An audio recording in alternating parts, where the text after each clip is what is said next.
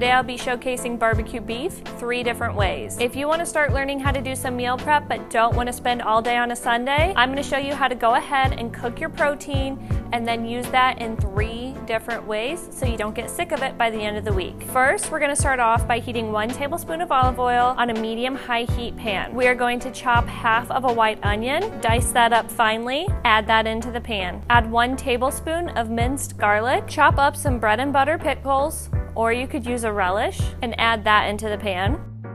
Let those onions cook down till they are translucent. Now that the onions are cooked all the way through, you can go ahead and add the beef. You do want to use a leaner beef so that way you don't have a lot of leftover grease in the pan. I like to use a 90-10. While that's cooking, you can add some salt and pepper to taste to season your meat. Once that beef is brown and you no longer see pink, you can go ahead and add your sauces. Depending on how much beef you have cooked, this amount could change. I'm adding 1.5 cups of barbecue sauce and 1/2 cup of ketchup. Let that simmer and allow the meat to absorb the flavor. We can now take this barbecue and make a barbecue sandwich with some peppers on the side. You could make a barbecue lettuce salad with peppers, tomato, cheese, and the dressing of your choice. Or you could have a loaded sweet potato with lettuce, peppers, cheese, and sour cream.